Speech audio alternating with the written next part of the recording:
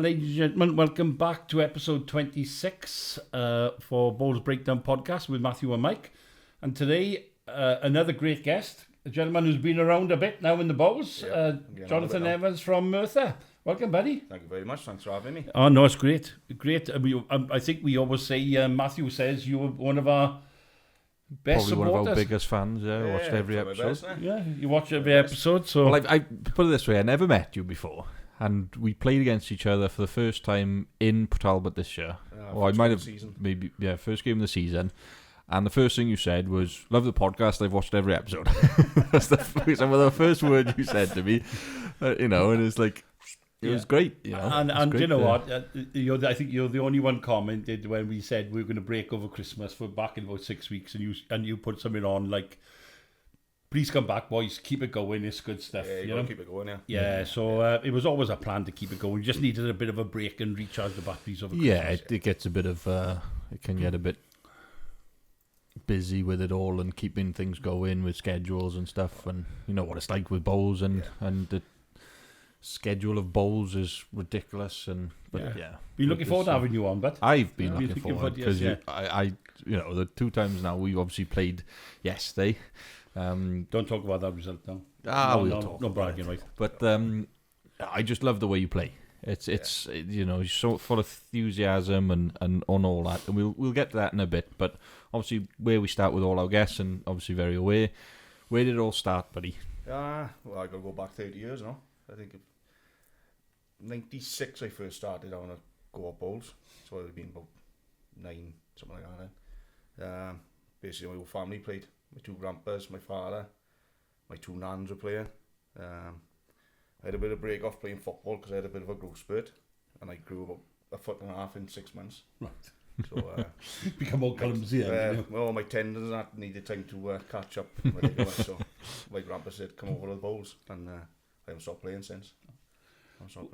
So, who would you say out of them, was it the biggest influence? Who was the biggest My influence? grandpa Jim was the biggest influence. Yeah. He was high up in the West End Bowls Club, and he just used to drag me along. And the Bowls Club was directly opposite my house as well, so right, it was just perfect. Yes. So all the family, you said your 2 grandpas? Yeah, my 2 grandpas, Mike, Jim, my father, Mark, plays. Yeah. My 2 nans were playing then, Joan and Eve. I think even my mother was up trying to have a go in, but she was rubbish, so she gave it up. Yeah. all in Merthyr West End? All started in West End. My grandpa was there for, he must have been there 50 years, my grandpa Jim, and he was life member in the end. My grandpa Mike joined later on when he retired. Yeah. And he finished his career in Thomastown. Mm-hmm. And my 2 nans then stopped playing outdoor and just played indoor. Yeah. Oh. Hell of an influence in there when I think that's a little bit why you and Lloydie started, wasn't it? You and your mum started playing. And Well, yeah, we started because you you and Mum were bowling every bloody weekend, and Lloyd didn't really. He was ex-rugby player. He played for Ospreys under 18s and was a good rugby player, but injuries kind of stopped him progressing, and he didn't do much. I was a golfer, but I was working all the time, not really playing golf. And then you said, "Well, come try bowls." So we had a roll up, and a year later we both joined. And it's interesting how different people start, isn't it? It is, So you started. You say you were about 9. Yeah, about 9 years, something like that. So, like competition-wise, when did you start playing in the team and things like that? And I would start being in '98. That would be my first proper year playing in the team in West End. Like I used to get a couple of run-outs in second teams and all that. Yeah. We'll be playing mostly like friendly Saturday or the lesser leagues in midweek, and as much as I could then. So as a youngster, was it your grandpa you played with a lot of the time, or was it somebody else in the club that really sort of took you? To be honest, I used to really look at. They always have looked after the young ones, like especially if they behaved and put a bit of effort in. They always took you under their wing, like. Yeah, Merthyr seems to be quite. Oh, they're doing brilliant stuff. I've said it time, and Paul is know. doing brilliant stuff with youngsters coming in, and I know you play in the. Well, you didn't play in the week because you were working, I think, and but you play a lot with the youngsters in competitions. Yeah. Just try. Well, it's just trying to bring them on again, like what's been done for me. Like, so Yeah. Well, you obviously entered the pairs with Oliver Price. I'm a big fan of Oliver Price. I think he's brilliant. Great bowler. Yeah. He's super just easy nice to kid, play and with. he just nice kid gets on with it. Yes, yeah. No, there's a couple of nice kids, on the circuit there. All of them are nice kids, and I find that with bowls, it just you bring in the nice kids. I think if you're not a nice kid, I don't think you'll stay with bowls because your etiquette has got to be good and everything else that goes with it. So I think if your etiquette's not good, then I don't know much about etiquette.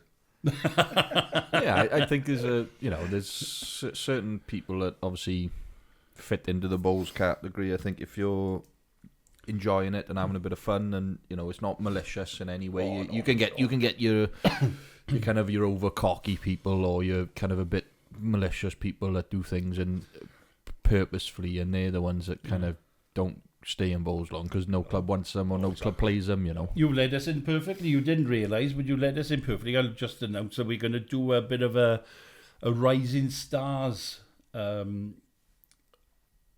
series where we'll have a number of podcasts with what we deem to be rising stars in British bowls, and with the names I got so far, we got Tal Gunter, Tal, lovely kid, done well. We got Ollie Price, and we've got. I'm going to line up Elijah again. Elijah's record speaks for itself, doesn't it? We got a young boy, Louis Hodges from England. I spoke to. He really impressed me. Elijah beat him in the bronze medal up in Scotland. A young boy from Scotland, Aston McKechnie. I hope I got that right. It's a mouthful. Aston McKechnie. And I'm hoping also to have Finley and Dylan Williamson on, but I'm trying to contact their parents, so I'm waiting for a reply from them. And it's also from Short Matt. We're looking to get a Ewan Preston. We haven't approached Ewan yet, but we're hoping to get him on as well. So it's about giving the young stars, things that you give back. Exactly. You're trying to do something. So that's something for us. And you two will get on well with a Cat, because you both of you were quite big on bringing the youngsters through and developing them quite well, and giving them a chance. It is, isn't it? It is. It's very much so. But the thing with bowls is people think you can play it forever. Well, you can play it a good while, but you definitely can't play it all the time. There's a lot of people that, when you get to a certain age, you kind of lose the ability to compete then with the top of the, So yes, you can still play it, but in terms of competitive bowls, you do need youngsters that keep coming through. Well, we played Merthyr West End. We played Merthyr Merit team yesterday. And we played, and third against me was Roger from Merthyr West End. And I was saying to Roger, I said, my knees are killing me. I said, I played Wednesday, Thursday, Friday, and today. And he counted out how many times he's played this week, and he's played like 7 times in the week. And it's like, how can he do it? Because I'm carrying a bit of weight, I suppose, shocking my knees a bit, but these boys are playing every single day. Yeah, playing twice a day sometimes. Yeah, he did. He said he twice in one day. Fair play to him. So they're just mad, aren't they? Bowls mad, some of them people are. Right, so started playing for Merthyr West End. Yeah. Where did it develop from there for you, John? Well,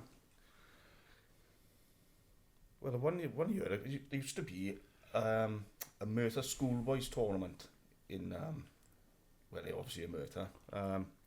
I managed to win it one year, and then all of a sudden I was approached by Carl Lewis to go and play indoors with him on a Monday night. So I think I was 98, 99 then. Right. So I was taken under Carl Lewis's wing then on Monday nights, and he used to take me everywhere indoor. How old were you then, boy? I've been 10, 11 then. Right. 10, 11, yeah. I played indoor, but not. I hadn't been entered in any leagues or any team games or anything. But, it was from there then.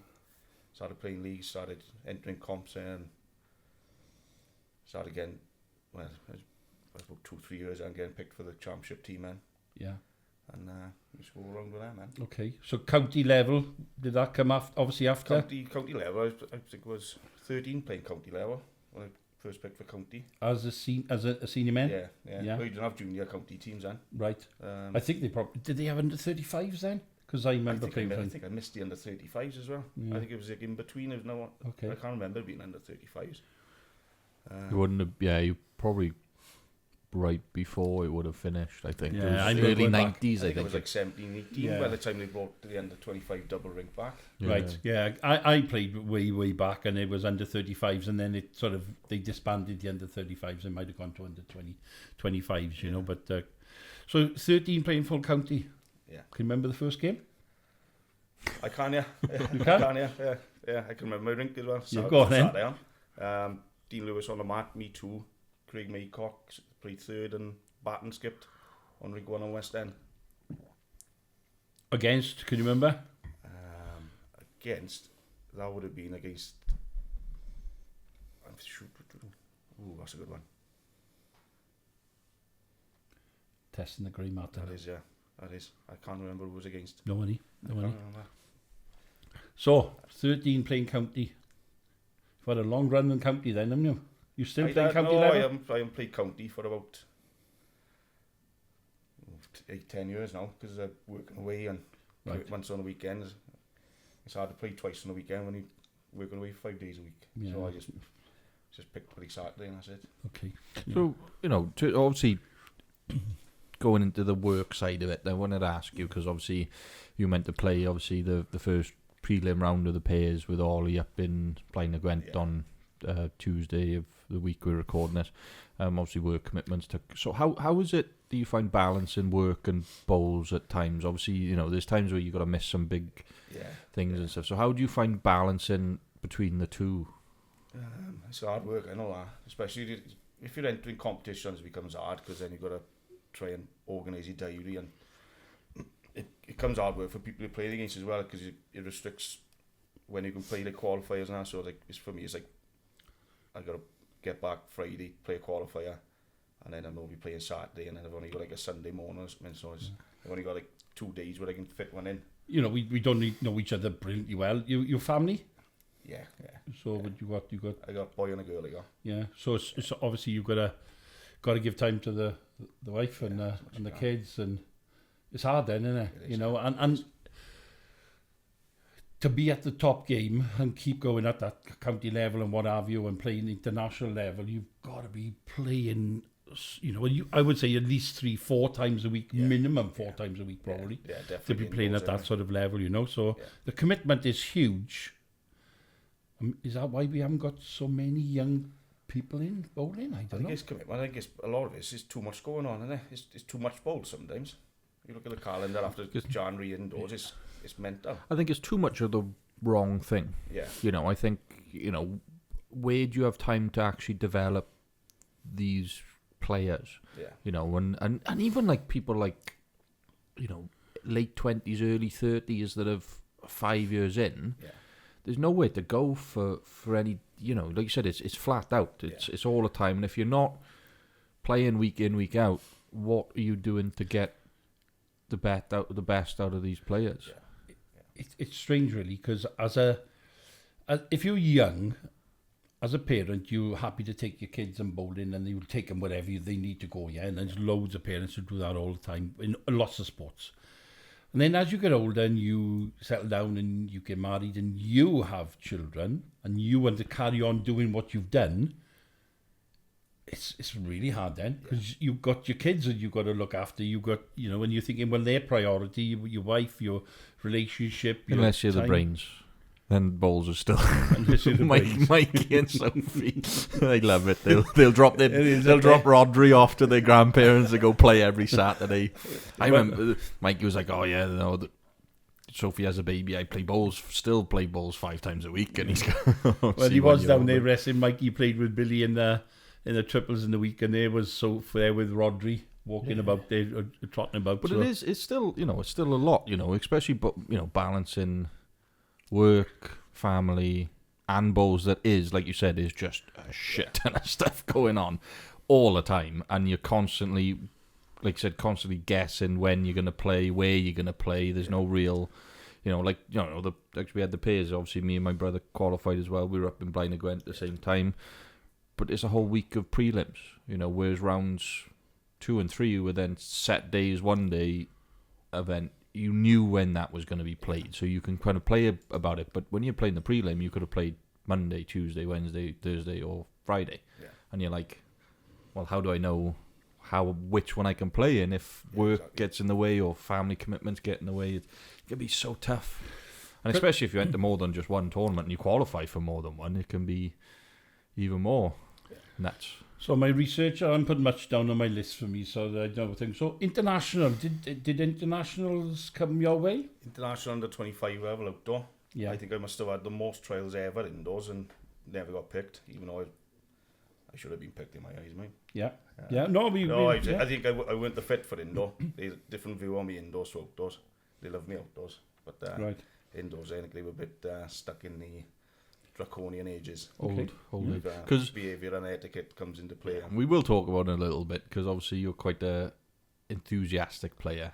Is the best way I can describe it. Like to have a bit of fun, innit? You know, and you come up with some crackers, but then it's great for someone like myself who I'm quite a competitive person, and I like. Obviously, I get annoyed if I'm not playing well or a little bit now and again. You know, but playing against or with someone like yourself who's quite open to having fun and enjoying it and just, you know, getting the most out of people through just purely enjoying the love of the game. It's impressive that, you know, we haven't got more people like that. I think you're one of a kind, and it's great to see on a... Well, I don't know if it's a bit of a... Because you obviously play Merthyr West End. You play in the PG1. Yeah, you obviously got PG2, your A team. And we've gone up as Progeminus, we've gone up last 2 years, but we played against Merthyr West End's A team. Yeah. And I just think they were quite competitive, you know. Yeah. But it was always fun. It was one of our best games. The boys come down on bus, stayed. We had a few drinks after and what have you. Yeah. But was it something that maybe has run through the club, or is the club like that, or? It's becoming more like it because we've been lucky. We've picked up a few. Do your phone go in by any chance? Can you hear the voice? Somebody's going. Could be Mum's in there. Secret drawers, eh? Don't know. Something going. Anyway. I think we've just been lucky. We've picked up a few like ex-sportsmen who were still competitive, but it's like the social aspect, like it's still a big thing in our club, like especially West End. Like, I think that's what's been so attractive lately. Is like it's not just what's on the green, the competition on the green is after the game as well, and the socialising and that aspect. Do you know what? And for me, that builds just a good team ethos in it. Yeah. You know, when you got boys who enjoy their company off the green, when you go on the green, it's just fun, isn't it? You just end up playing for each other. You know, your old mates, your old muckers in, and just do your best for everyone. Do your best for the club. You know, you play for obviously both indoor and outdoor, quite strong teams, right? Quite strong teams need some depth, obviously. And talking a little bit about that team spirit and stuff, what's it like when you've kind of have a couple of people missing, and those next in line step up and have to obviously play in that, but then not always get in that first team. How do you find getting that team spirit kind of more than just that core of, was it 20? How many people play on a Saturday? Well, obviously indoors a load, but outdoors as well, you've got 4 rings, 24 or...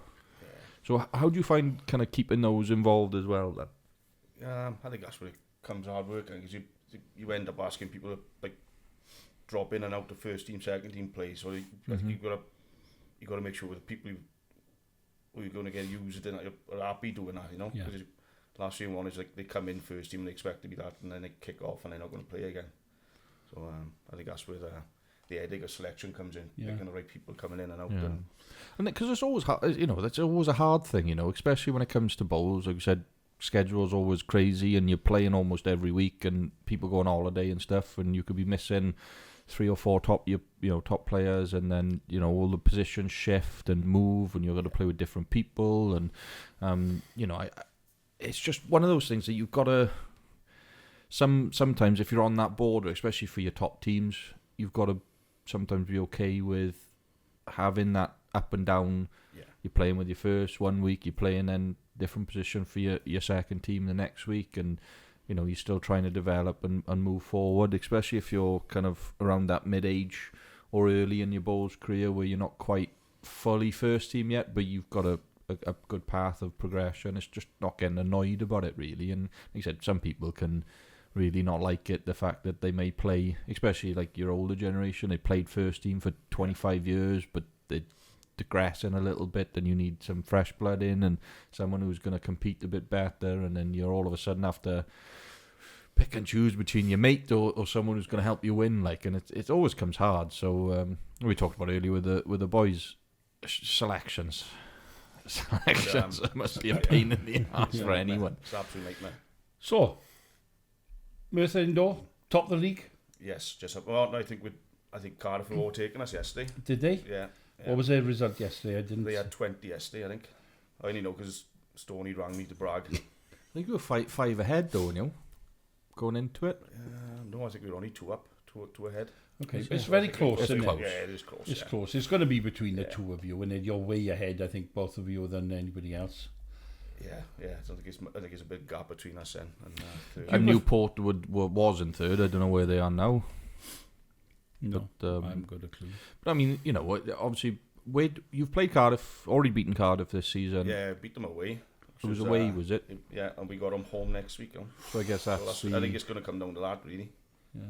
Well, and if they keep winning the way they're doing against everyone else, obviously it's trying to get, like you said, you know, we played you yesterday, and you know, for us, taking 5 points away from you away was a massive deal for us, but probably a bit of a knock for you guys. You're probably looking at 20 plus. Yeah. You know, and it is. We've been doing it all year. I think, you know, we almost beat Cardiff at home, lost them. Took 6 points from home, but we dropped 12 shots in the last two ends playing, and we were up by 5. You know, we lost by 6 or 7 in the end. It was one of those things that you're like, you know, we're always seem to be taking points off people who we don't look like we should be taking points, but then not quite getting the results that we should be as well at the same. It's been a weird year for indoor bowls, I think, because after Cardiff and Merthyr, it's anyone's game to go down and stay up. It's ridiculously close. So for you, is it indoors or outdoors, buddy? Which is your fave? I prefer the actual game of indoor, but if I had to choose, it'd be outdoor every time, just for the social aspect and the club they play for. Yeah, and you know what? I would say exactly the same for me. Yeah, that's exactly the same. The actual play in the game, I think indoors is a much better game. But it's just a social aspect. Yeah, I think with indoors, I think is you've got a club in an area, and you've got all local clubs go and play there. So it's just a mass of numbers in it. Yeah. But when you're playing for your Merthyr West End, it's, you know, your Wildcats cut in the middle, innit? Yeah. You know, so I you would think the same. So developing of young players, big thing for you, I think. Yeah, it's just become that way. I think we started trying to do it with the West End, like getting the youngsters in. Yeah. And it's just come from there then. So who have you got under your wing now then? Well, they keep tossing me aside. I started playing county pairs with Elijah to try and. So I dumped Stoney in the county pairs. So was that an upgrade or probably an upgrade actually. So I played with Elijah a couple of years, and then he started getting better, and he ended up dumping me for someone better. I think he picked his old man for some strange reason. Right. So I ended up going with Ollie, and he's dumped me now. So I've gone on to now. I'm on my third youngster. Oh, you are now? I'm on Joseph Davis. So Joseph, I got Joseph. He asked me last year, and I said, yeah, go on. So who's Ollie gone to now? Ollie's gone to Luke Harwood. We've got taken on Luke Harwood as the West End this year, so they're going to play together. Okay. I've got them in the triples and fours, mind all. They've been doing some transfer window shopping, have you, boy? Done a little bit, yeah. We haven't picked up anyone new for a couple of years, have we? We're now in Bridgend. No. In terms of the first team, and we've gone up. It's not often we have established players coming to us. Yeah. It's normally where we've gone and done, like, we've picked up new members, or or friends have joined in. And it's like, but the pro-am has been the biggest input for new players for us. It's a hell of every year we seem to tell pick you up what, new players from it. We'll talk a lot about obviously the comps of Merthyr Throne, but that pro-am, I do want to touch into that because that pro-am's awesome. Oh, we've heard it from a few. It's the biggest day of my calendar in the summer. Yeah, that is. We've heard it from a few people obviously beyond on the podcast, some friends that we've talked to. It's one of those things I think more clubs should be doing, especially if they're looking for a couple of extra members. Yeah. Clubs who are quite well established, I think, should still do it, but it might not be as popular. But clubs who are looking for members, it's a great way of getting people trying bowls and getting involved. And like you said, as soon as you do it once, you're kind of hooked. Yeah. No matter what age you are, you're gonna get hooked as soon as you try it once. And it's a great thing to bring in to bowls. It's a cracking idea. And obviously, you the pro-am man, you got your Merthyr West End. Yeah, the open 104th year, I think, this year coming up now, isn't it? It's 104th year, but the tournament hasn't been going that long. No. But it's that's a class tournament, and it's a hard week. You get through all of that and you win that, you've done well. It's probably the biggest prize money in Britain for an open tournament. I think it was. I'm sure it used to be. It might still be because it keeps going up every keeps going up every year. Yeah. And again, you get some cracking players in that. It's a hell of a, if you're a bowls fan and you want to go watch some bowls, that's a week you want to go up and watch. Yeah, you still manage to keep getting the top players coming over. Yeah. The only thing is Tomo's always in the way now. Yeah. No one can seem to get past Tomo when he enters. No. So, he's had a good record, hasn't he? Yeah, Yeah. And to keep doing that is, you've got to be special to keep doing that. Yeah. Do you, obviously, with your working away, do you get involved in doing anything with the club otherwise, committee-wise? Or I was on committee. If I come from that, I'd probably end up going back on if I end up coming back local working again. Yeah. I'll just say, any ideas, and I'll just get on board with it. Because I think if you don't try something, the only bad idea is somebody who haven't tried.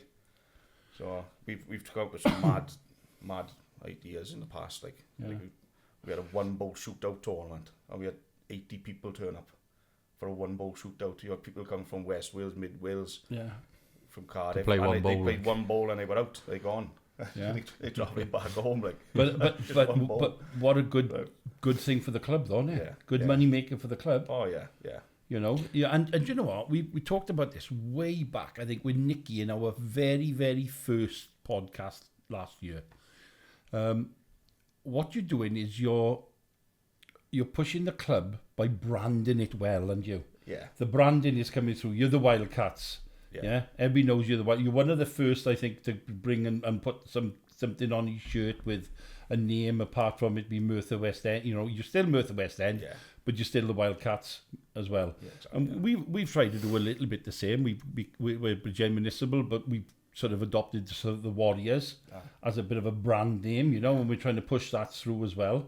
But you do it really, really well. If you look at the club as well in it, the improvements you've made, the surrounding areas that you've developed and put seating areas, and it's great up there, isn't it? I imagine on a Sunday afternoon, when you ain't got to go travelling to work the next day, you could sit on that balcony and. In the summer, it's perfect. It's best beer garden in Merthyr. Yeah, or a Saturday evening. Yeah.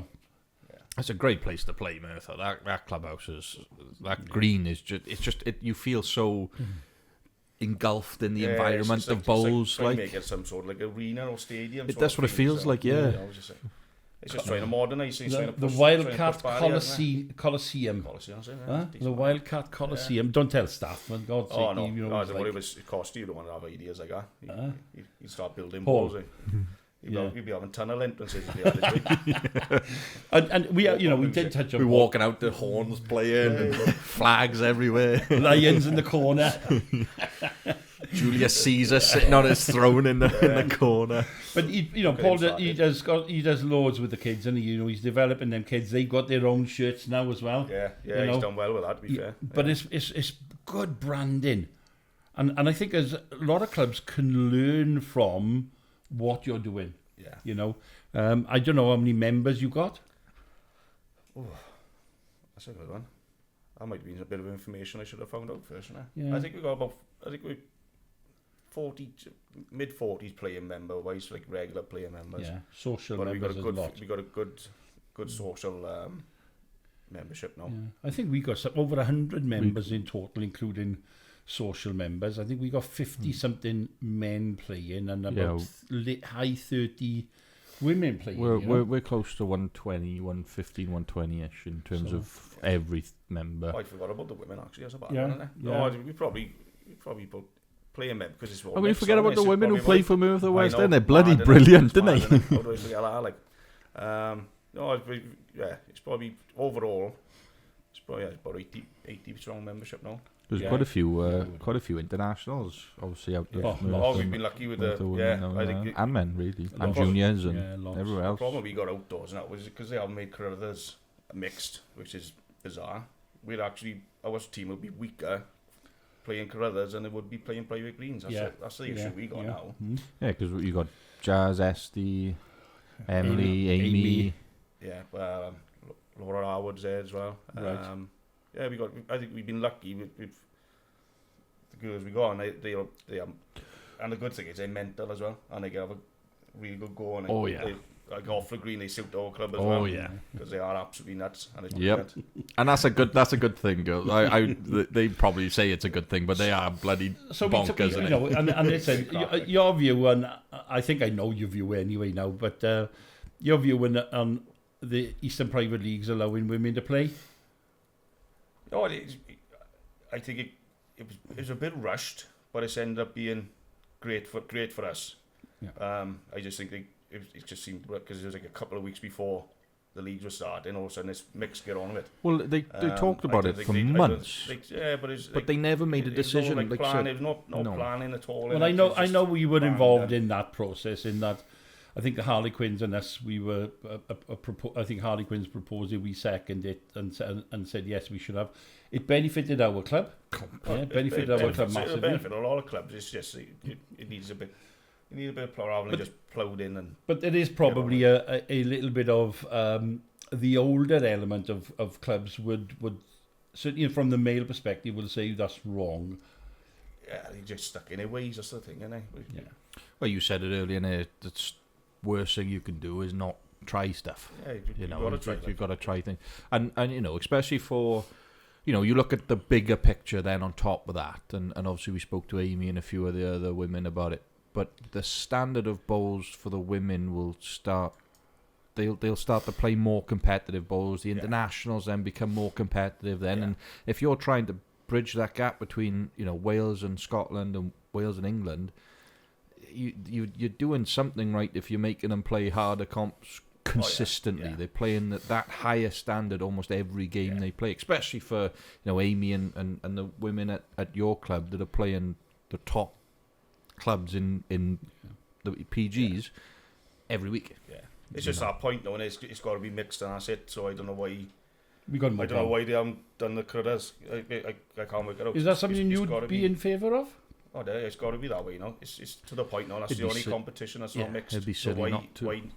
Why stop it? It's got to go. Especially for clubs that have these high quality women players who will make a team better. You look at Merthyr, ourselves. There's probably a few other clubs out there that could benefit playing the Carruthers with a handful of women that make the team better, that can make them more competitive, and you're not kind of thinking, well, we've got a weak side, we're not really gonna, it makes it worth going. Then we look at past guests. I'm thinking straight for Anwen Button, Alice Button playing for Lampeter in the Carruthers. How much would that improve Lampeter for one minute?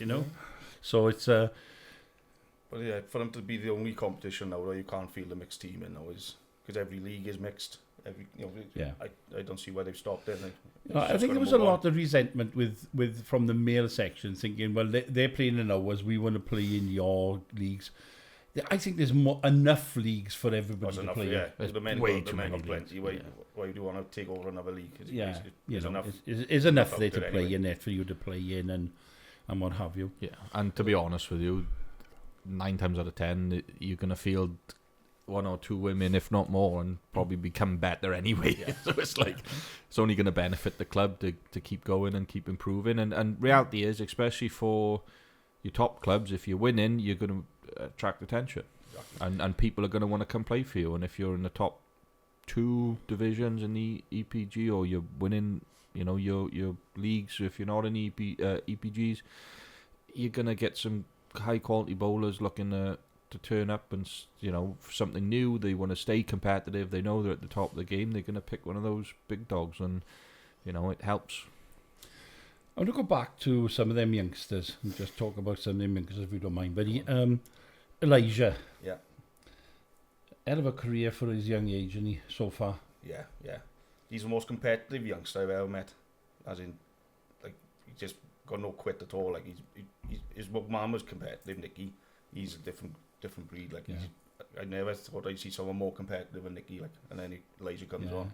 He's been like that from 10 years old. He's been like that. He just goes out. I went up to Scotland just to watch him now, and he's been, I think he's twice before indoor British Isles champion, twice before outdoor British champion. Yeah. I think this would have been his 5th on a trot British champion from outdoor, indoor, or the other way around. I think he's won the Welsh under 18s 3 times only. So he's won the British Isles twice. He's going for his 3rd now this year. So and I know he was gutted up in Scotland because he sets his standards really high for himself. Yeah. He just the green, he just couldn't settle on the green up there. But to come through then and still win a bronze, because you're never going to keep that record going, are you? You're never going to be British Isles indoor outdoor champion for 10 years. No. To do it 5 times is amazing. Yeah, exactly. And do it once is amazing. And then and then to do it, but still pick up a bronze medal and still be competing into that last medalist position. It's a great achievement. I'm confident to say we probably haven't seen the last gold medal in the British for Elijah. It's like one of those things where, even if he doesn't get it this year, you're probably going to favour him for the year after, or the year after that, or the year after that. He's got a good couple of years left under 18s. So we talk about him, because you've obviously played with him and seen him. We talk about young Ollie Price. Young Ollie, go on. Because, class player Ollie Price, isn't he? And this year, it's been a massive change in him as well, playing wise, and just his focus on the green and the way he's playing and going at games is totally different. I'm a big fan. What has changed for him, do you think? What you probably know him better than me and Matthew. He's just started focusing on himself rather than looking at other people around him. He's just focused on himself, and because he's just going at it. This is going to sound very harsh, and I don't necessarily mean it in a harsh way, but when you're playing with Elijah a lot, and Elijah being that front and centre, you can sometimes be pushed into the background a little bit. Distracted, can't you? And you can get distracted, and you can get a bit disheartened. Like, why is he better? All this, especially at a young age. But like you said, I think obviously I played against Ollie now last year, this year. He looks like a different person. He looks so much more confident in himself. He's playing leader. He's a great leader. His delivery is butter. It's so smooth. And he looks so much more relaxed within himself, within his game. He knows what he's capable of. I got to watch him up in Blaine of Gwent, and he was unbelievable. Absolutely unbelievable. He just looks a different player this year. He don't seem to get phased at the moment. Like, nothing's phasing him. No. Yeah. So he just changed his approach, and it's working. Yeah, man. And you know what? He's one we're going to feature on that Rising Stars, because I think he is going to be very good. I keep saying to next year's under 18s, we're losing Billy, we're losing so-and-so, we're losing Ollie Price, and then we said, no, he's only 15. I keep forgetting. He's 15. Yeah. He's I think he might be just a little bit older than only Elijah. That's the same year in school. Same year in school. A month or two, by like a month or two. And then, to be fair to him, this year he got to the final of the Welsh under 25s at 15. He beat some good players as well. Yeah, that's a great achievement. And to get to the semi-final, and I think he narrowly missed out. They won much in the game, I don't think. No, he said he pulled it back a bit, didn't he? And, But the players he beat on the run in, he probably played his final before the actual final. Yeah. So he's one of the best drawers of the. So great achievement. There's 2 both playing for you in Merthyr West End. Yeah. There's a free transfer to Bridgend Municipal Boys if you want it. They don't drive yet. No, I know. We pick them up and take them out. I want to go pick them up. Yeah, they're not coming to us. And then, you've got young Joseph. You said you're going to take him under your wing now. So perhaps the golden touch is you, but... Oh, I don't think it is, no. I think they just use me and then they chuck me off them. Yeah, I done Adam Pritchard, you did the same with me. As soon as they come better than me, they chuck me away. Yeah. So young Joseph, a young prospect. I don't know how old he is. I think he's 13 or so. Is he 13? Because he's a quite a big boy, you need for his age. He's a big boy, yeah. So, yeah. I like it. He reminds me of myself when I was his age. He's absolutely nuts. Yeah. So who's not nuts up in Merthyr, mate? That's the question. It's easier to say who's not nuts up in Merthyr than there is. Yeah. So, and then I don't know about the other two now. Josh Davis, he gone on outside Tal Gunter. Tal was with Merthyr West End, wasn't he? He's gone back to Thomastown. Thomastown. Yeah. Was Josh with you as well in Merthyr, or was he always Thomastown? Josh, or no? Josh Davis. Jack Davis, sorry. Oh, he's Thomas. He doesn't know. Always on. And Corey, yeah. They've always been Always up there. been Thomas, yeah, because that's... Well, little man Phil is Thomas. Right. Yeah. And Tal was with you for a while. Yeah, he started with us, and then, he's... Come back to... Yeah, he fancied a change, I think. He's good mates with Jack, anyway, I think. Yeah. And then there's obviously there's some young girls as well in it. You've got Nancy. Yeah. You've got Nancy. You've got, I don't know if Eddie Davis is plays some for the women. She's played a couple of times for the... Yeah. Yeah, I think she played a couple of midweeks with the women. I think she enters the comps. And they're both in the Welsh under-25s. Yeah, very young youngsters. So, well. Whatever you're doing up there, if it's in the water, can I have a couple of gallons? Because whatever they're doing, you're doing well, boy. Yeah, the only downside, it makes you a nutter. That's the only only side effect. That's in the water, that is, see? Yeah. It's a Stella. Okay. So I wanted to obviously ask you, I mean, you're a big believer in change. Obviously, you like to have fun and get going, and obviously you don't have to answer this. Obviously, a little bit of controversy on Welsh Bowlers Chat a couple of days ago with the proposition of changing the county to a different format. Yeah. Do you have a take on that, or do you not want to? It had to change, now. It had to change, and then they reverted back to the draconian game of 21 ends and six rings. It's just not been the standard of a county. No. Years ago when I was playing county, the standard was good. Well, really good actually. But then you start losing the top players. The problem is life happens, right? You can't commit.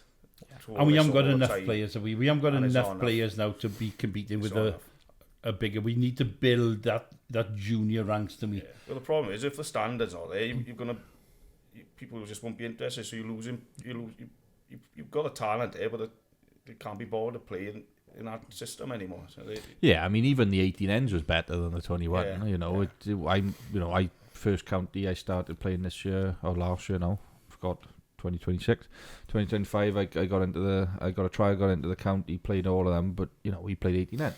Yeah, it's like way better than 21. That so much less on the green is a hell of a difference, especially if you're playing twice on a weekend. And you got a big travel home. I do think, and you touched on it, is we've got to align. What's the purpose of club bowls is to yes, socially, but also to improve and get better players. Yeah. Your county bowls is to get better again and provide better players for our national team. Yeah, with a stepping stone to international level, isn't it? So we got to there have. Isn't there now, is there? No. We've got to have a system that follows what the national team is doing. The under-18s, they've been doing it now for the last couple of years, where they do sets. Yeah. They play singles pairs, triples, fours, sets, 2 sets, tiebreaker, and it's quicker. It's more interesting. Yeah.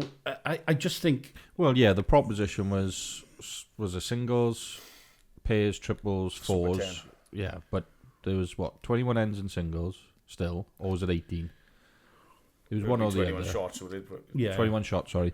And then it was 18 ends in both the pairs and triples, and 15 ends in the rings. Yeah. Perfect. Yeah. 2 bowl triples, 3 bowl pairs. Yeah. Quicker, Yeah. faster, better for people to watch. Yeah.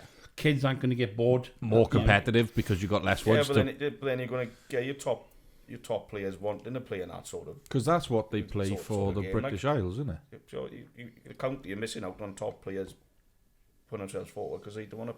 Yeah.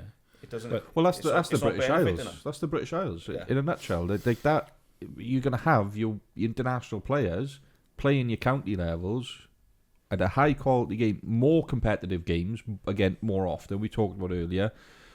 You're forgetting that you don't need as many practice days or these development days. You have, these more competitive games of bowls then, rather than just chucking them away. But Potters are sets. Yeah. You look at the World Cup. We've got to mention the World Cup because we got our Ross and Danny won the World Cup, first ever World Cup of bowls, and we won it, to me. That's sets. Yeah. All the big stuff now are sets, Yeah. All of the major events. It's if you're going to televise top events or stream events, it's an easier format to televise and keep up on, isn't it? You don't want to be streaming 3.5 hours of singles. Tell you what, I'm struggling to watch Potters, mind. It's something for there's a difference between good bowls with a good atmosphere and good bowls with a poor atmosphere, and that's a big change in I think most places. I mean, and I know I always use this direction, but the BPL is the future of top bowls. Yeah.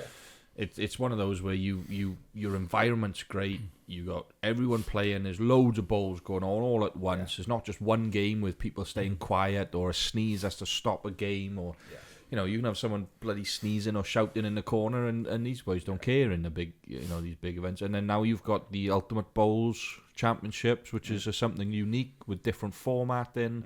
And then there's another one as well. You've got another one that's coming out of Australia now, and there's 3 major things, and they're getting 30,000-40,000 views every game, and it's ridiculous the difference. It's far more professional, isn't it? Well, I live, Nicky does a live streaming, Nicky Jones. I go on last week up in Scotland, I did a bit of live streaming. Now, if I'd have live streamed the whole thing, nobody's going to watch for 8 hours, are they? You're not going to sit there and watch. So I left the first sets go by. Once they started going into the second sets for the last 40 minutes, I streamed for the last 40 minutes. Yeah. Now, somebody will sit and watch that. You're not going to sit for 21 ends and watch... No, you're not. No. 21 ends, No. So... No. And I think you've got to make bowls worth going to as well. That's the other thing, is it's great to watch online, but if, like, say we have a big open event that's happening down in, I don't know, Cardiff or somewhere in Swansea, right? And how are you getting people to come in to watch it? Because these open events, I don't know if you've entered any open days or any of these club events, but the quality of players, ridiculous. Oh, you do a lot of open events, do you? I actually entered open single circuit between Christmas and New Year, and I was good. I enjoyed that actually. It's the first time I've actually ever played sets singles. Right. So I think I'll enter a few more then. How'd you get on? I lost first round, but I just there for the weekend for me. Yeah. Pool day. Well, Dale's the same. Dale McCarthy enters a load of them. He loves them, and he says he does it because he enjoys the playing. He just loves playing, and he wants to play enough. Yeah, win or lose, I was there for the weekend and enjoyed myself. So but even like just club open days, right? Yeah. We played in Estravacan last year. Me, Ken Taylor, and Mark Jones, and you had Finley Williamson there and a couple of high quality English boys. Nicky and Chum were playing in it. You had Ross, Jared, and Sarah playing. Elijah and Ollie were playing in it. You had Corey Davis, Amy Williams, and I'm sitting there. Jazz played with Amy, and I'm sitting there thinking, Jesus Christ! I thought this was an open day, not a trial. Like, you know what I mean? Like the quality of them is ridiculous. It's so good. So many. That's attractive to players, isn't it? You just get it, have a day, and you're having a day out no matter what. And you had loads of people watching too. If you win, it's a bonus. Yeah, and you had loads of people watching as well, and that's the other thing. Now streaming those events would be quite good because I think it's sets and it's quicker and it's just quicker. Yeah. And you know who's coming on at what particular time. You can tune into whatever you want to watch and not. I know Estravacan's out the way a little bit for a lot of people, but if you have an open day and you've got quite a nice little location and people can get to it, you've got to be trying to get people at the club for that. I mean, like I said, the bowls is incredible. There's music playing. It's more fun. It's almost like watching a BPL match. You know what I mean? Like, it's ridiculous. Just Resolving do a good one as well. Yeah. Resolving did 92 and or something. 60, 96. No, 60 something, isn't it? No, it's 90 something. We can argue now, but it's over. 92.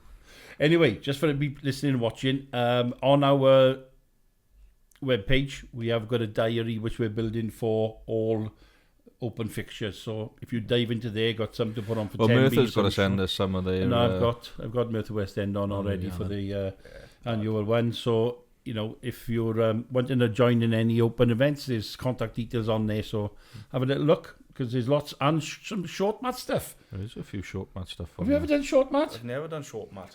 I've never done. I'd have to have a go. It'll keep Yeston happy if I had to go. Well, we've had a podcast done this morning. We're doing 2 in a day today. Yeah. And the boys out next week, the 2 boys from Pembrokeshire, and Andrew Evans and Mikey John. And you know what? It's something I'm going to look at of when we can do it is the question, and how we can do it. But we're looking to see if long mat and short mat can compete against each other. You could do like a Ryder Cup format for that. Something 10 ends or something, you know, with singles, pairs, triples, so many ends, and then you do short mat, and then you do long mat, whether you do company. Yeah. So it's something we're going to look at to see if we can challenge them. It would be interesting to see how... and again, it's something more fun than meant to be anything. Put eyes on the game, innit? Yeah. So, you know, it's the same as you do anywhere. If you want to make bowls more attractive, you've got to make it fun. Yeah. It's the reality of it, isn't it? Yeah. That's what indoors need to do as well. Yeah. Well, indoors has got to change, because 21 ends and 6 rinks is... Yeah. I wouldn't even care if they kept 6 rinks, but just went to 18 ends. I think... But make it quicker. I think it's 4 rinks to get the standard up. Is it? 4 rinks, and then your knockout cup, I think, is either becoming a Super 10 or a Super 8 2 rinks. Yeah. If you do a 8 rink double rink knockout cup, you could have one day where you have 3 games on one green. Yeah. Well, obviously we play in the outdoor. Now I'm talking about the outdoor triples game, the Emerson Beer. Emirates Beer, where you play a triple at home and a triple away. Like, so you send obviously 3 away, and then you play 3 at home, and then you add the shots. If you win, you can lose your game, but if you win by the shots, you go through. Like, and I like that. That was something different, something interesting. Yeah. Obviously, we played a couple of those last year, but something's got to change, and rightfully so. I think, you know, you talked about it with work commitment or even school commitments with kids, and you know, kids needing to have time to recover or recoup, like, you know, going to 4, and again the standard of bowls, like you said, I think, you know, it just showing a little bit with clubs having, you know, this and that. Well, they keep saying it's the financial loss indoors, and they lose a financial loss, but I'm just looking at how many players have we lost in the last 10 years because they don't want to play the standards not good enough and it's not attractive to them anymore. Yeah. So I think they've lost more revenue in the last 10 years not modernising the game than losing 2 rinks on a Saturday is ever going to lose you. John, we got the British Isles coming up now. I think it's in March, isn't it? I think they're out in Belfast, the British Isles indoors. Obviously, we've got a Welsh team, ladies team, men's team going there. That's right there. How do you see them faring against our home nations? And I know lots of these players are your mates, okay? I think it's not about the players, it's about, you know, them having access to playing the standard. It links into what we're talking about, doesn't it? Yeah. Having them 4 rinks instead of 6, you're playing 16 top-notch bowlers at the top of the game should be, yeah? Now, if you're doing that week in, week out, you might end up on another Saturday currently with 6 rinks. You might have your top-notch rink playing against the likes of me because I've been brought in. That's not helping them poll, is it? For an international tournament. So when they get out there, it's going to be difficult, isn't it, you know? Yeah, it's going to be difficult there. I think... I think they surprised themselves last year, didn't they? When they beat England, didn't they? I think I was more surprised for Wales than anyone else. Yeah. You know, we all want them to do well. I don't know. I think the actual way they look at scoring trials is gone. Everyone's just looking to get points. They're not actually playing the way they play the game. They're looking to get a ball within a foot because they get some 3 points. Yeah. But that's not bad for leading. You could work our scoring system for leading, but you don't want to skip now. You're more proficient at playing weight and turning balls out. Saying, I'm not going to play that now because I need a score point for the trial. So I'm going to play a draw now rather than roll 2 balls. Or a second who's going to try and draw rather than being a yard through. Yeah. I think they need to work on a scoring system that actually reflects the way people play the game. You think I think you need to work on how people get on together on the rink rather than just. Do you think they drove in a foot? They kind of shoot themselves in the foot? Because I know obviously you talked to a couple of them. I'm not going to name names, but a couple of boys that they'll be in the first trial. Their rink gets beaten by 15, 16 shots, and you can still have a good game and not even be considered anymore because your rink's just lost. Yeah. By 16, they're playing a full match against each other. I just kind of taking those scores then as face value and bringing in others to replace that. Then do you think that kind of shoots them in the foot a little bit, or do you think there's some merit to it? I don't know. I think you're asking some tough questions. Though, yeah, I think. I don't. Yeah, sometimes I think if you had a big loss and. It's just making your life 10 times harder to get another trial in it. I think. I think the final trial for the men is today, isn't it?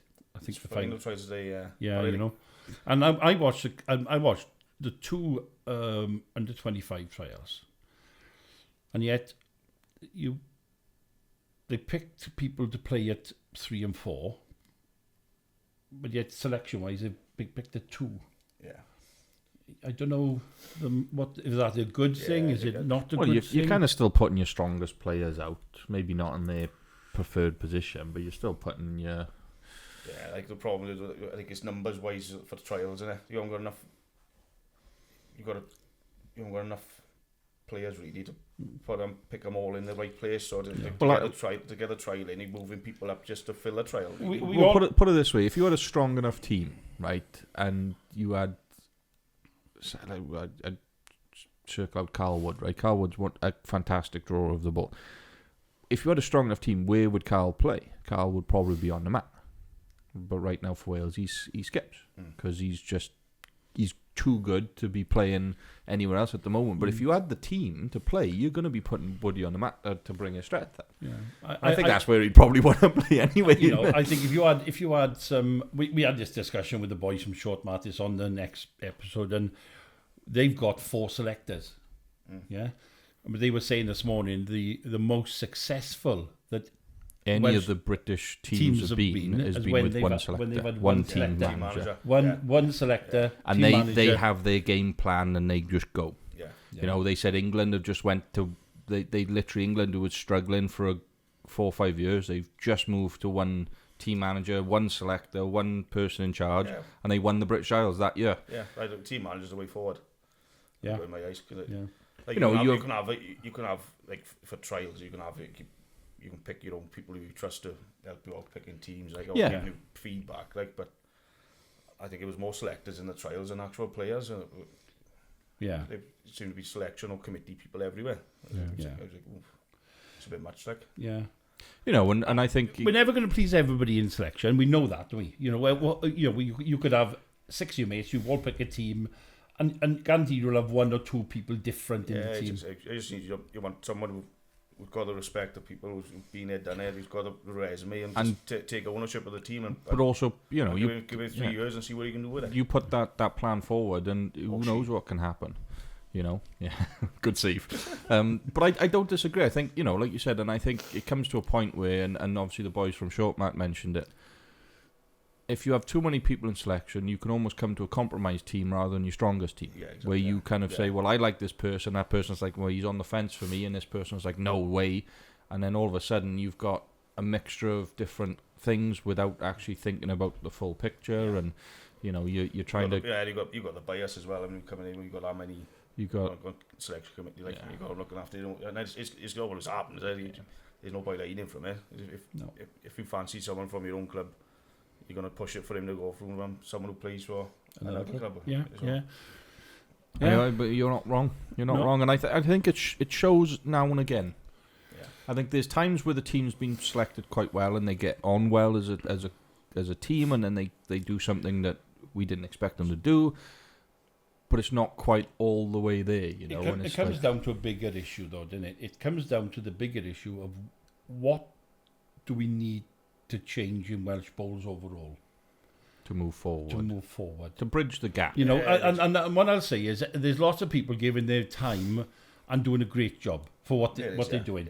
Yeah. So it's not about individuals. It's how everybody can come together and strategize a new way forward that suits everything together and develop, because, you know, it's great when we watch the World Cup and we see Danny and Ross winning the World Cup. There's nothing better, and we're all proud Welsh people, aren't we? Yeah. We're very proud. We love to be in the spotlight. You know, like to be champions. Well, we do. You know, everybody does. But as a Welsh person, you just want to see, you know, for them to win the World Cup, we want to see more players up there, because we know we've got good players in Wales. Yeah. There's loads of good players. Yeah. But it's just about how do we go forward collectively.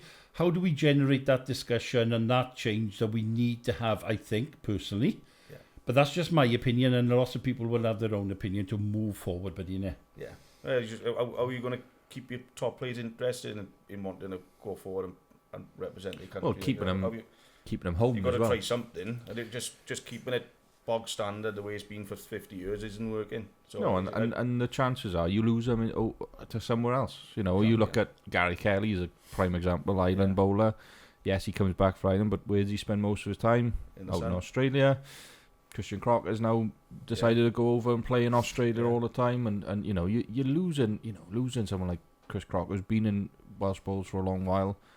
It's hard to do. Jason Greenslade was a similar one. He was a Welsh bowler. Gone to Guernsey now and plays out in Guernsey. Yeah.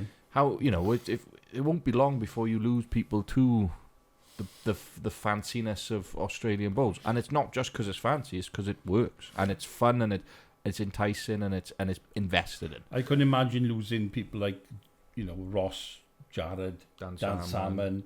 You know, there's probably more that you can name that. You know, if we lost them, where are we going to go then? Yeah. You know, that's the thing, and we need to pull together and just decide how can we generate change in a positive way. But we got to have that discussion, and how do we generate that discussion is the question, I suppose. Yeah. But, you know, I don't know.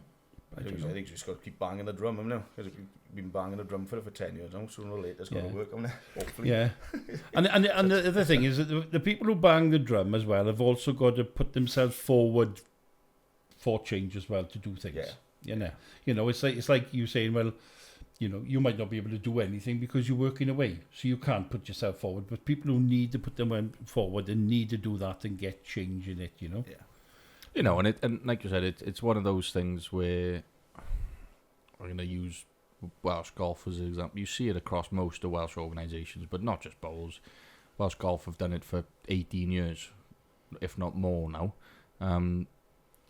Yeah, you look after your top notch, but where's the rest of the pyramid? You know, you look at Australia do it really well. Ireland and England are starting to do it a bit better. Scotland are fantastic at doing it. They've got this trickle system. They develop and they move and they develop and they move. And Australia have the rising kangaroos or whatever they call it over there, that they pick 8 of the players who don't make the top team to go, and they'll travel 1,000 miles to go play Malaysia, and they're not even the top players. You know, they're doing things to develop a more competitive reason for players. Can you imagine how good, you know, your middle of the pack Welsh players would be if they were like, oh shit, I've got to play better because this average Joe behind me is a centimetre from taking my spot.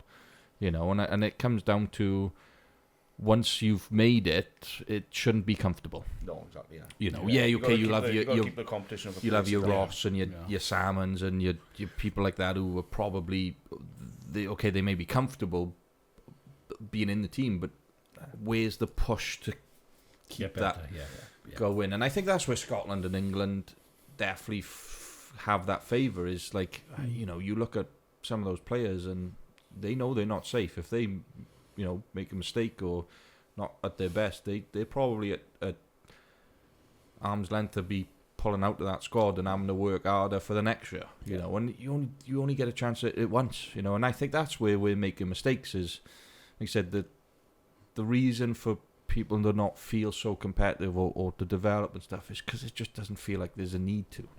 And I think that's where we got to look into kind of making a bigger change. And I'm going to put you on the spot now, really the spot, because I put the same boys on the spot this morning. If you had to pick one person you think would be a great team manager leading Wales forward, anybody in your head that comes to your mind? And you don't have to. You say no, nobody comes to mind. But is there somebody there you think would do a really good job? I think it's Robert Wheeler. I think probably the guy who's been here, done it, won all the medals. He's done it.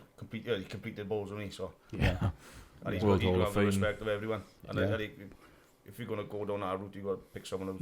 Because he did comment, and David commented as well on the county thing, and he said it's something that he suggested way back and wasn't done. So, yeah. And I think you need then, like you said, and I don't disagree at all. I think that's a fantastic... you like you said, give him a contract, couple of years, see what happens. He's got the back end. He's got the way he wants to run it. That's the way he's running it. Yeah, and that you give him there, and then you need also that support then on top of that to help with certain things, going to trials, going to games, watching people play in games week in, week out, and I'd also say that we need to look at maybe a seconds team, maybe not so much a seconds team, but like that. Development. 8 next people or 10 next people and give them friendlies and games as you would with the top players, because if one of those players just is injured, gets injured, or even sick, or the form drops or something happens that they can't play, someone's got to come in. Someone's got to come in. And then for me, there's natural people who are coming into that, and they're the youngsters. All these under 25s finalists, Elijah, Billy Flynn. There's the natural young people who can take and do that. But you've also got, like you said, you've also got 30-year-olds, 25-year-olds, 30-year-olds that are good enough to play in these. We speak about yourself. You've started playing bowls. It's only your second year this year indoors. Third. Is it third? Oh, you joined the end, didn't you? Yeah. But you're 28, so you're outside of that 25 bracket. You in the bowls. Yeah. It's really going to be. I've got 0.1% chance of even getting a look in. Yeah. Because I'm too old. We're starting too old. Like. Yeah. So. But it don't mean I'm not going to try. No, I'm like you. I'm competitive as that. But it's like you get it all the time. Like there's so many people that go under the radar as well. Then that aren't getting the look-ins that probably they do deserve to have. Like you said, how many trials you had as a under 25 and never got the chance of playing? Indoors, yeah. They love me outdoor. It shouldn't be like that. It should be whoever deserves to play is playing. Well, I always said we went up last year, Falkirk, for the first time under 18s, and the energy on the indoor rink thing was unbelievable. Yeah. The shouting and everything else, more than I've ever seen in any matches. You play in unless you play John, then there's a lot of shouting. Unless you play Merthyr West End, I suppose. No, it's only John. You only hear John he was on ring 3, you're on ring 6, and I could hear him shouting names and things, and I'm gonna go to this player because he said a swear word in front of us. He's just brilliant. Brilliant. Okay, so I think we've actually come to... We haven't even done driving questions, mind. Did you do any? I didn't do any. No, I know. I did look. I will do some now, though, so okay. Give me... We'll do some driving questions. Minutes. But I will say to everybody listening and watching out is, we've talked a lot about what changes and the different things we think, we should happen in discussions. How do we go forward? If you're out there and you're listening, if you're involved in Welsh lawn bowls, your Welsh indoor bowls, and I know I got the president and vice president coming on in the next episode, let's get together. Let's discuss that change. It's not about, they're doing a great job. Okay, people are doing the job and getting on with the job. However, I think there's a lot of people feeling out there that we need to do something to change, to improve. Yeah. And that's what it's about, is improving. yeah, we can stay stagnant and still for as much as we want, but it's about developing and moving forward and everything else that goes with it. Yeah, that's right there. Yeah. So I think clubs need to take responsibility as well. You know, if they got to try things themselves and try and make their club more attractive and Absolutely. try ways. You know, the way the game's governed, there's no control over it, but you can certainly increase participation in your own club and keep your own club surviving. Yeah, and getting stronger, and then whatever else happens after that happens. Have you done some? Hang on. I'm 2 away. I've got 20 questions, have I? 120 you've got. I got all of these. I'm going to get a full bio on you now, boy.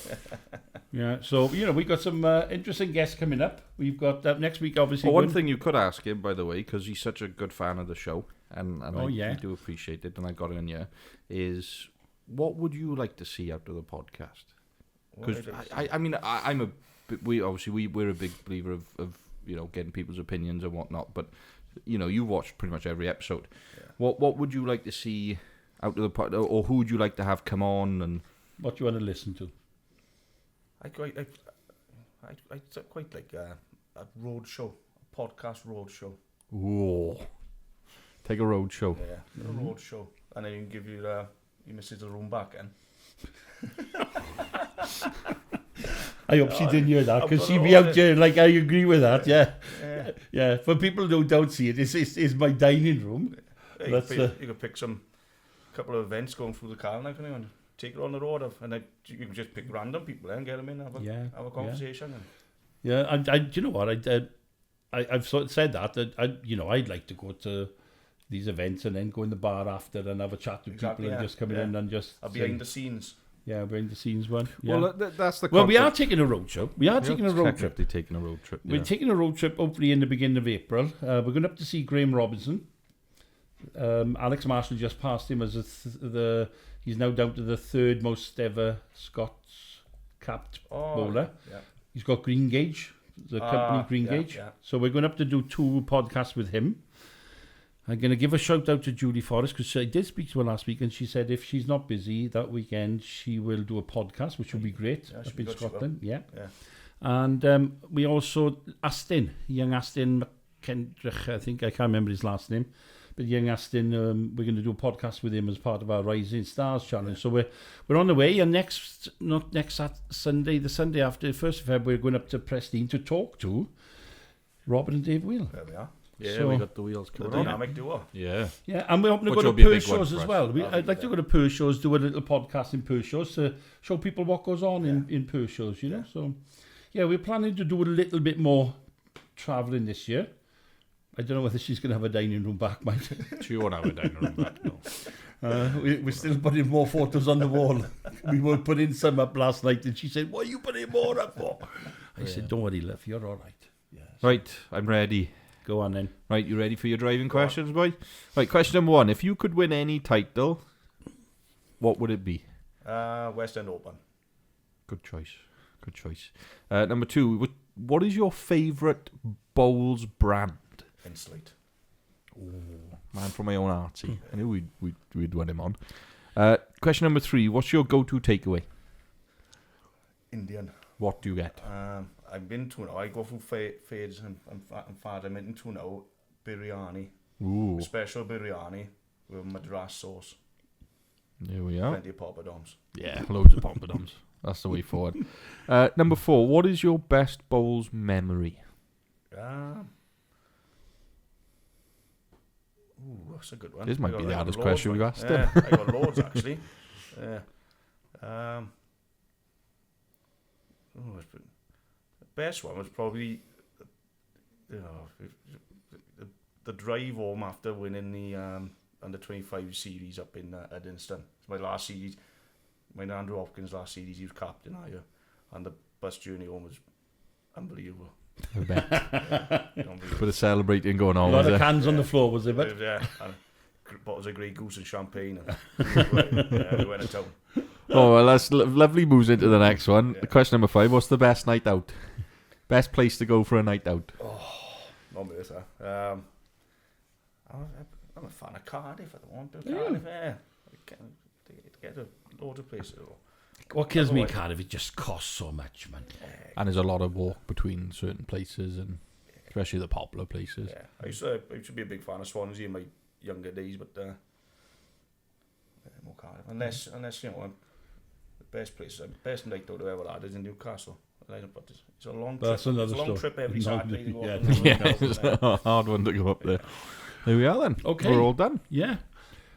We think we talked about everything we need to talk about. John, thank you so much for coming on, buddy. It's been a pleasure to have a chat. We've just scratched the surface really on what we'd like to get to. So, but hell of a career. I know that there's plenty of life in this old dog. Your grandpas, are they still with you? They all passed away, the two of them now. Okay. Yeah.